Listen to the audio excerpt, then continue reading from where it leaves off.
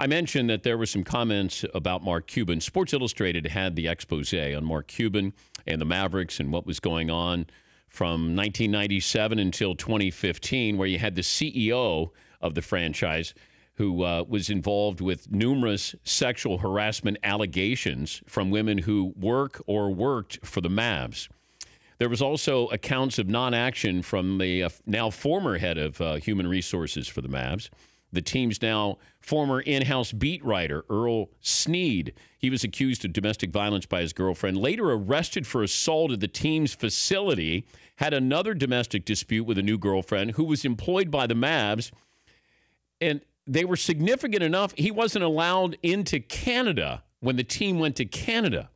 You would think that Mark Cuban was aware of the Mavs beat writer not being able to follow the team, accompany the team into Canada. Reached by Sports Illustrated on Monday, Cuban expressed embarrassment.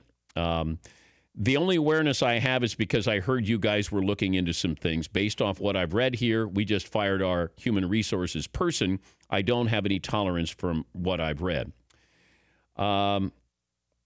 He said that he asked the human resources director recently, following the Me Too stuff, he says, do we have a problem? Do we have any issues I have to be aware of? And the answer was no.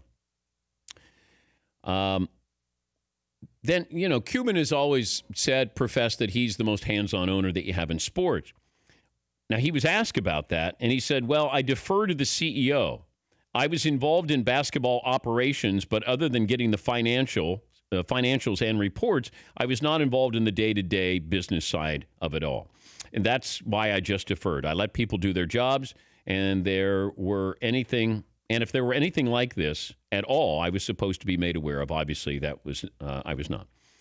And then he goes on to have a quote where in the book, the forthcoming book, The Soul of Basketball, Ian Thompson asked Cuban how he is different from owners. Cuban's response is, the big difference is being that I'm so close to everything that's going on around, you can't BS me. Cuban then, in a 2010 email that Sports Illustrated obtained, interoffice email, complaining about the production value of the Mavs television broadcast. Quote, who exactly calls for replays, Cuban wrote. You tell that person they're about to lose their job if they don't figure it out. You can't have it both ways. And Mark Cuban can't plead ignorance on this. You're hands-on. You're proud of being hands-on, but then you don't know that this is going on. You don't know a beat writer can't go into Canada. He's arrested at the Mavs facility, and you're still allowing this? Your CEO, numerous sexual allegations, harassment, and you don't know about that?